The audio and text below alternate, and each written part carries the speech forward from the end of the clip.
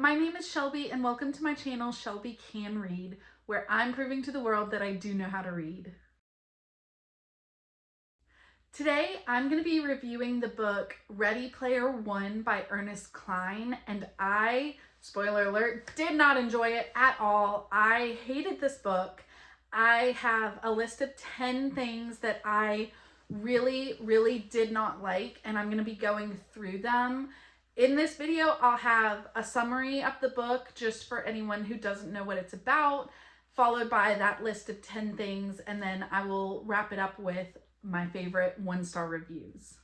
Going over just a summary of the book, this is about a futuristic world, America, Earth, where energy crisis, global warming, nuclear wars, all sorts of different issues are happening. The world is in a really terrible state. But a video game developer named James Halliday has created this online program, online world where people can kind of escape the reality of the world. They can go to magical lands, fantasy lands. They can relive normal worlds.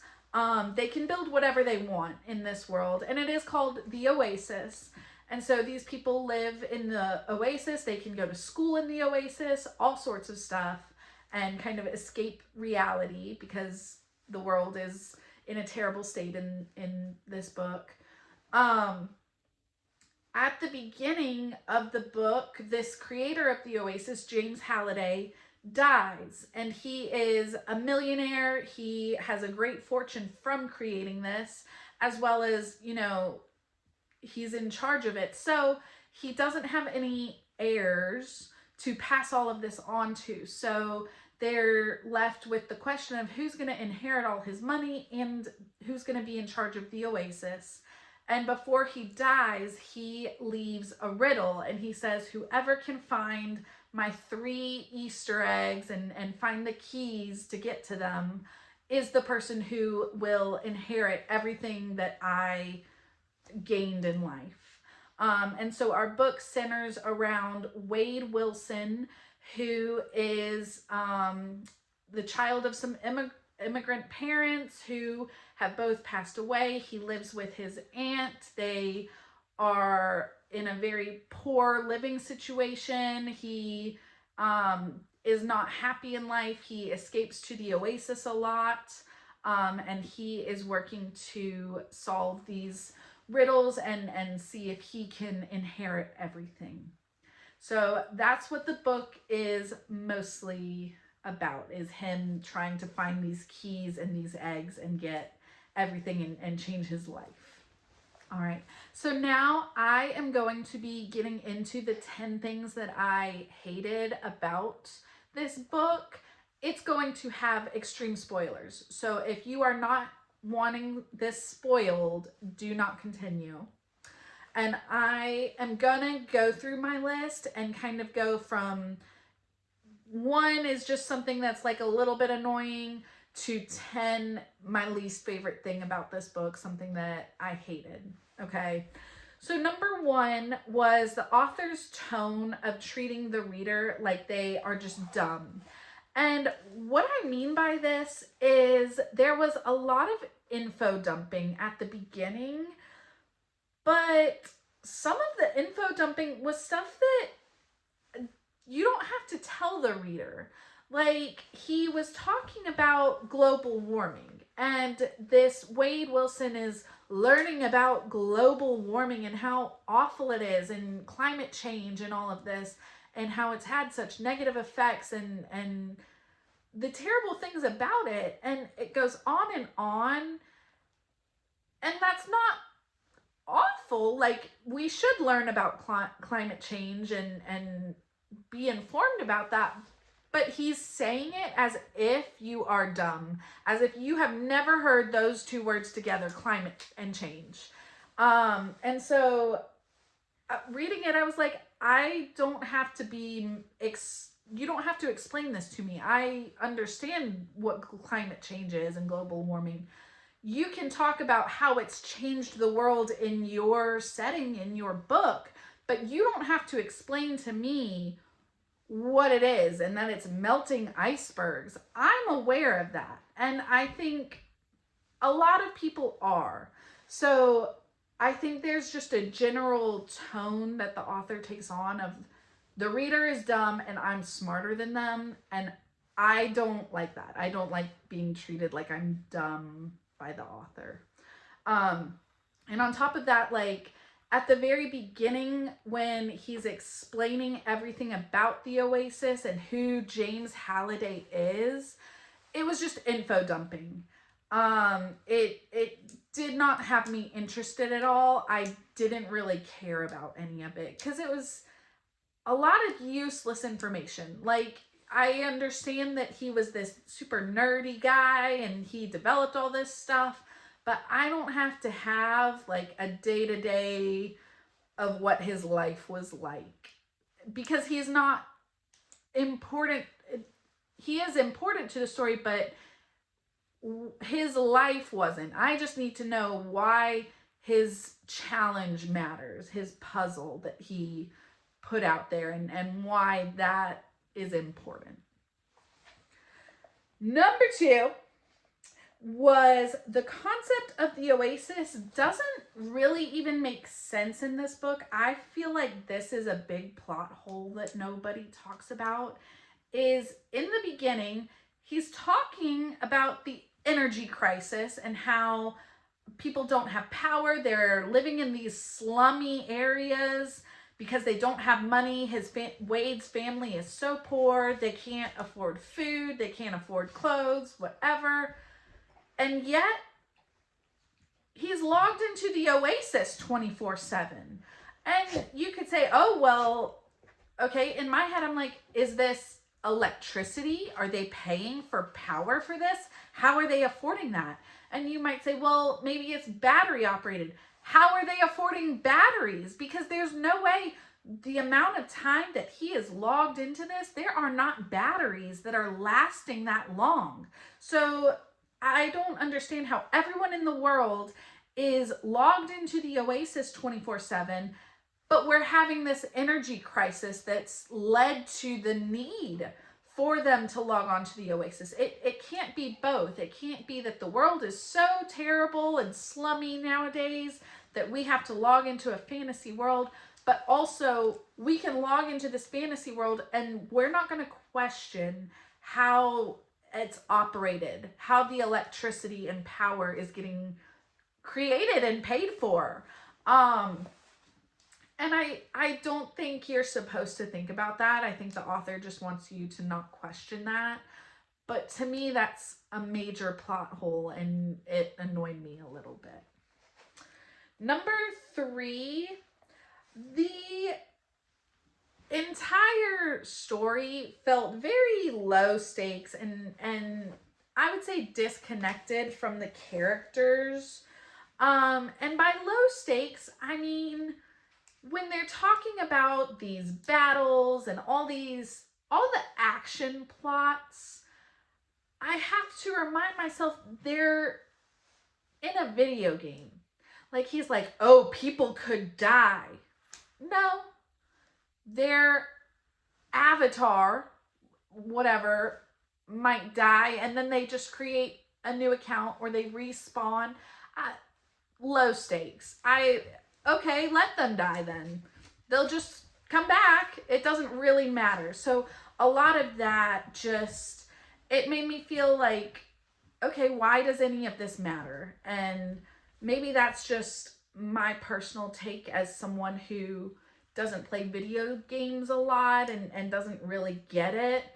And there was the added element of like, Wade found out that there was the company that knew his actual address and would actually kill him. And that added a little bit higher stakes, and I understood a little bit more of like why he needed to make certain choices. But on the whole, people who were acting like everything was a big deal when I don't really think it was, it just made me feel very disconnected from the action and from the story itself.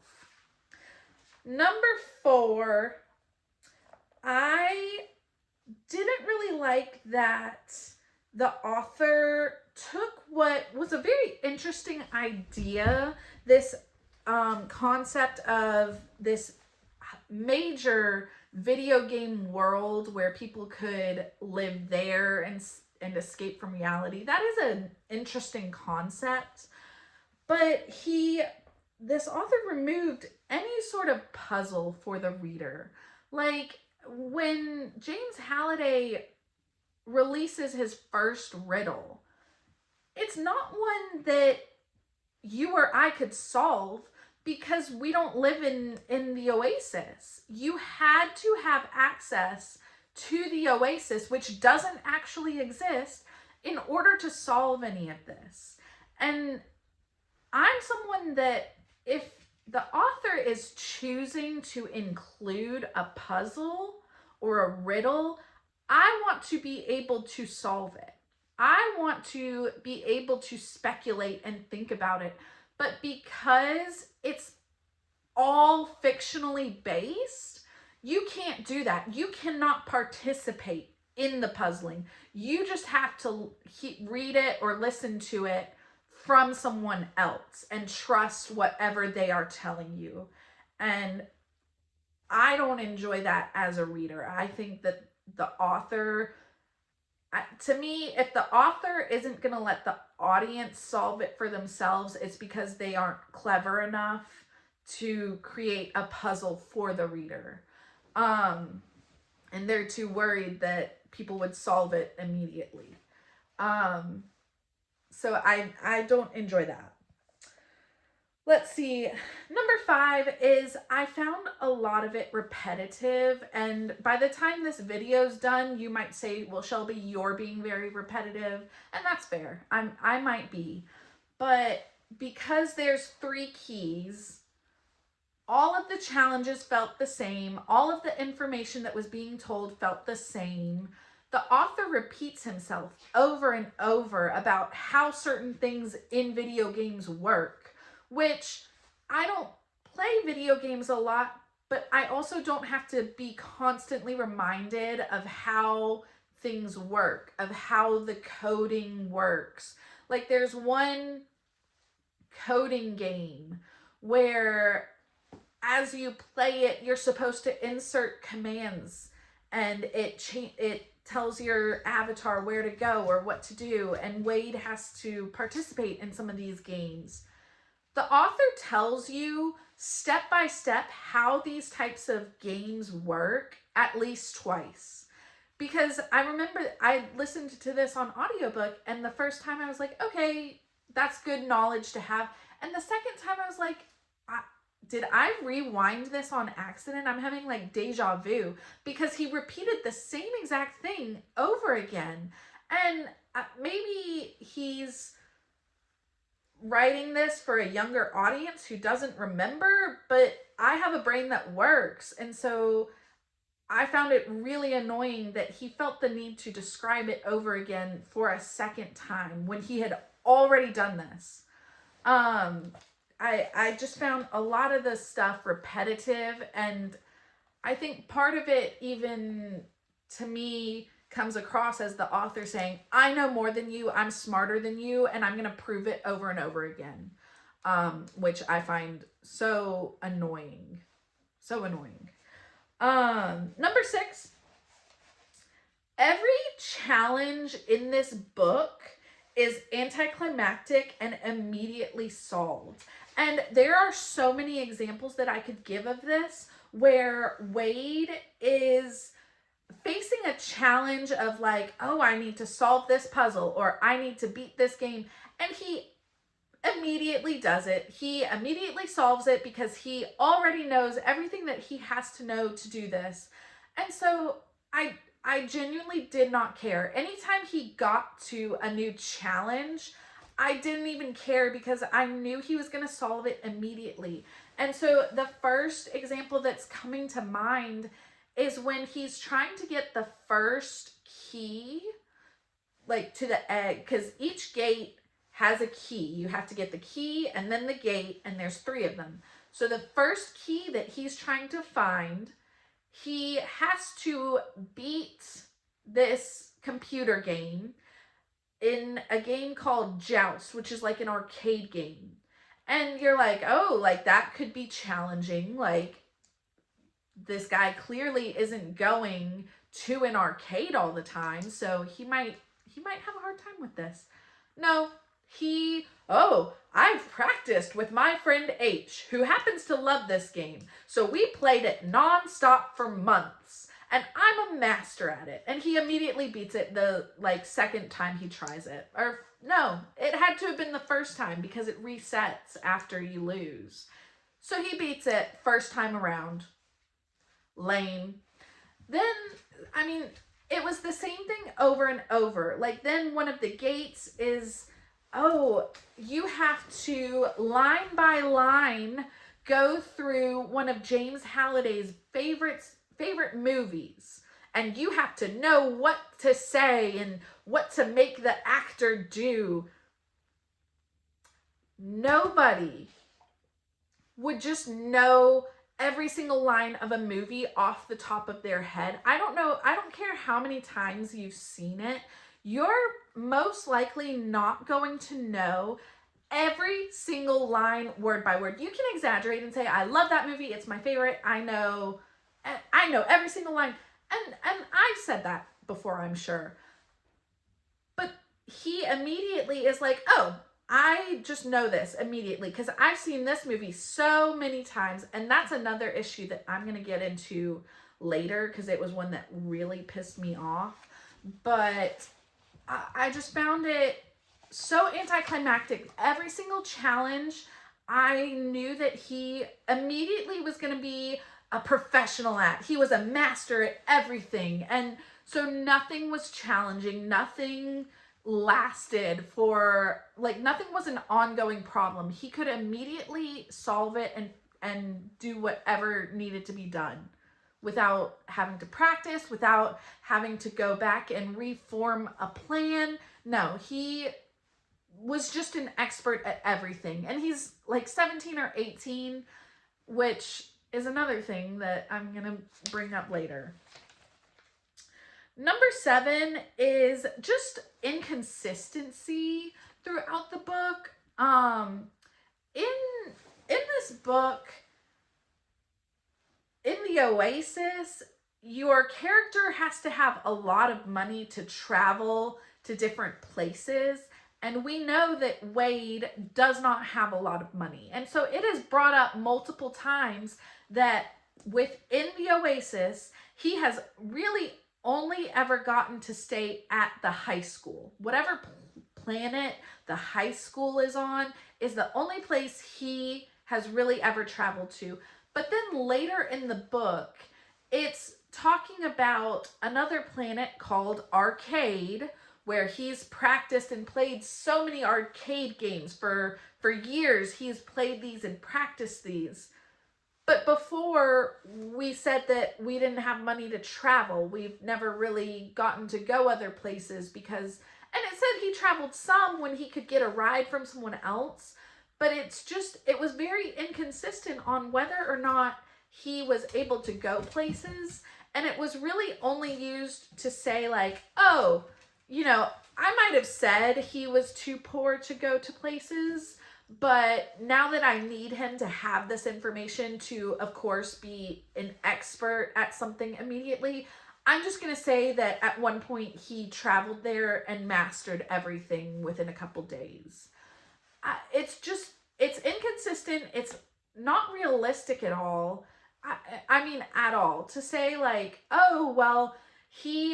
even if you say there was a time he got to travel there for a couple days, and mastered the hundreds of arcade games, every single one of them within a couple of days? No, that's not realistic. It's poor writing. It's trying to, I'm going to stop myself there because this is getting into one of my bigger problems with it. Number 8 is it had such an intense teenage boy sense of humor, and it just made me cringe. And there's nothing wrong with an author having a target audience. If Ernest Cline's target audience is teenage boys, that's fine. That I'm not that, and this book wasn't written for me. However, this book is supposed to be like a golden child of the science fiction genre. This book is very well known. It's been turned into a movie. This book is supposed to be pretty widespread. So it should reach a much wider audience than just teenage boys. And so when all of the humor and all of the jokes are teenage boy jokes, and I can laugh a little at some of them, but they were bad. They weren't even good ones. They weren't good teenage boy jokes. And like the example that's coming to mind is very early in the book. It is Wade and his friend are being bullied, and the bully is like saying a bunch of stuff about them and their James Halliday knowledge, and people are watching. And Wade's only comeback is your mom joke, followed by him like out nerding the bully and saying all this stuff about what he knows about James Halliday.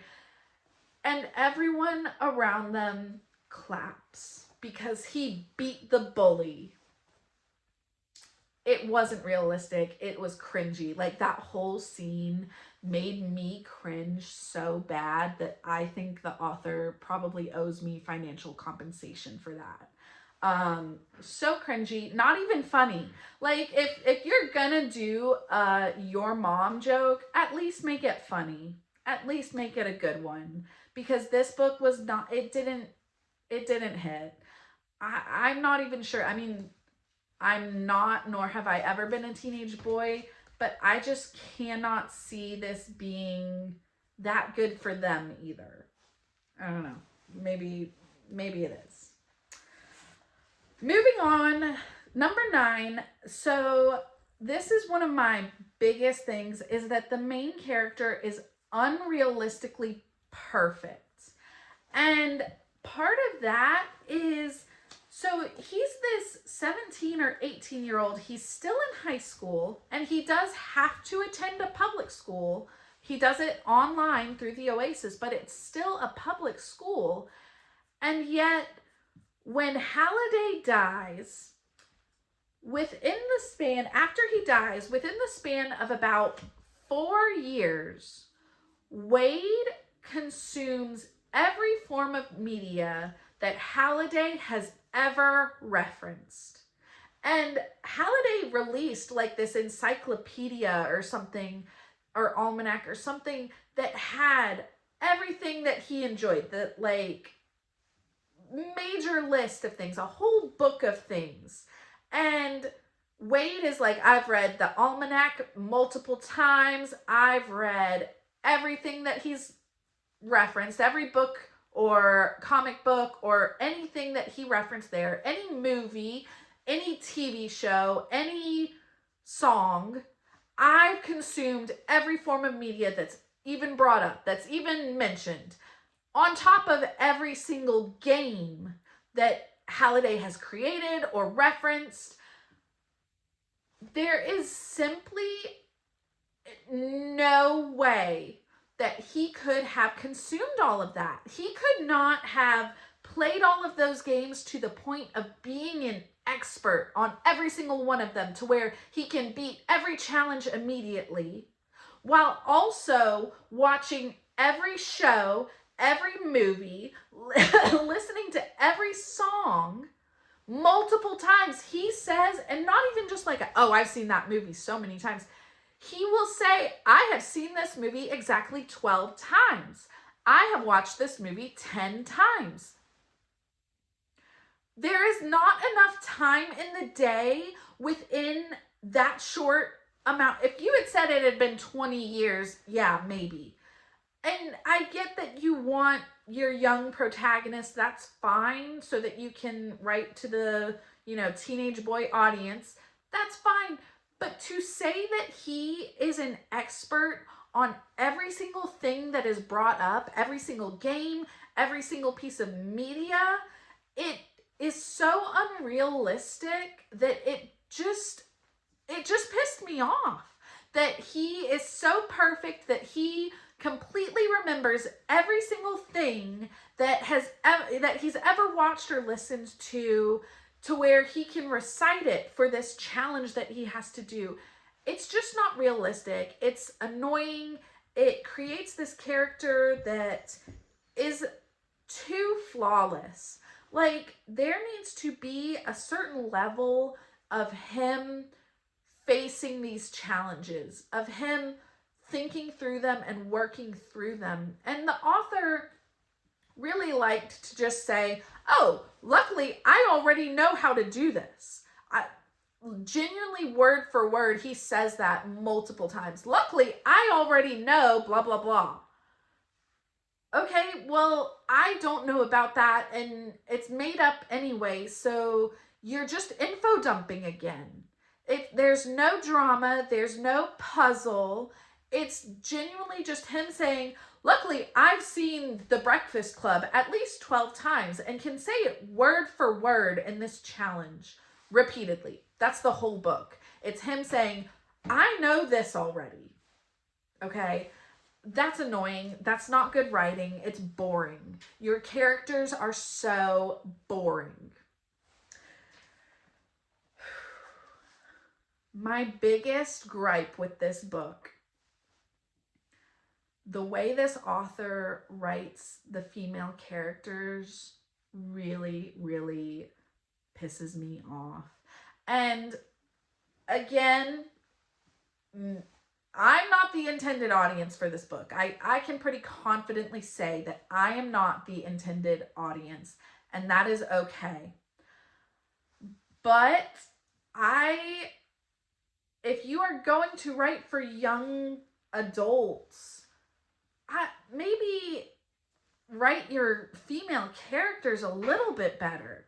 It was ridiculous the way that they were written, and this is a spoiler, so if you've made it this far and you don't want this spoiled,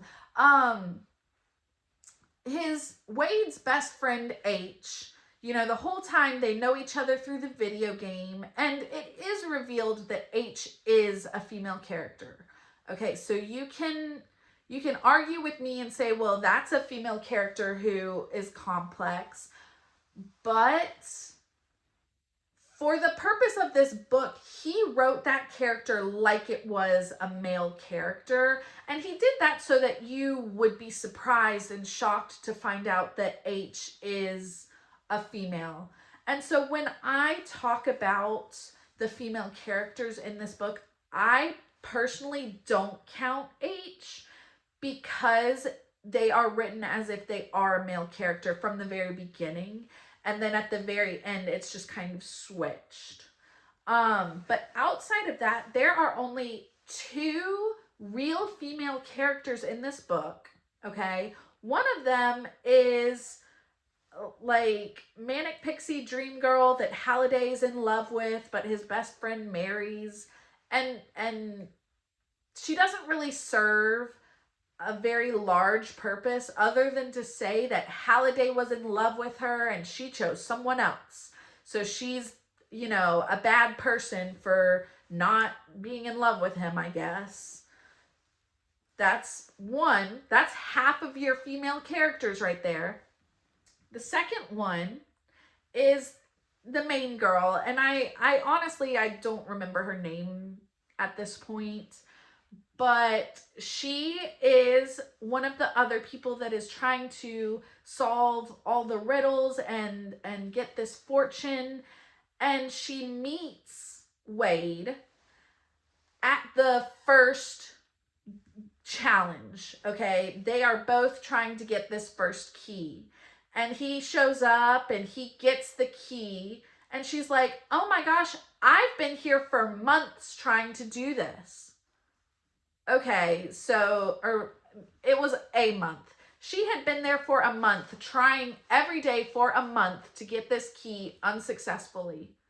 But he shows up and does it first try, which already annoyed me. That made me really annoyed. But then he has to give her advice on how to beat the challenge and how to get the key. And then she's finally able to do it. And so just constantly throughout this book, it is repeatedly shown that a female character could not be better at it than him. A female character could not be smarter, could not be better at these games. And maybe that's just because they wanted to create a love interest. I don't know. But I found it really annoying that constantly the female character is lesser than the male characters. And even it brings up other aspects of like how she feels about herself on the outside world because she has a birthmark that makes her unconventionally attractive. Okay, sure. It didn't make sense. And then even in like the final battle scene, they each get like this giant robot and some of them shoot lasers and stuff. And it specifically takes a moment to talk about how the female character's robot shoots lasers from her breasts. I mean, are we for real right now? That was just absolutely ridiculous. And honestly, the way that these female characters were written, I feel like maybe the author has never spoken to a woman and doesn't know how we talk and act. Maybe that's the problem there. It made me really mad. It made me sad that this would be the image that young people would be getting about women if they read this book and are, super into it. I feel like the message was very much like women just aren't as good. Women are second to men, and I will never enjoy that in a book. Moving on to my favorite 1-star reviews. This first one is from Marta the Bookslayer, who says, Wade is such an annoying, pretentious prick.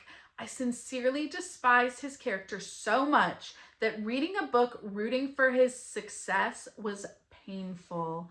I completely and totally agree. His character is so unlikable, such a know-it-all. And I think that's just the author trying to prove that his character is a perfect character, which isn't realistic and it's not interesting to read. Your character should have many flaws in order to be interesting.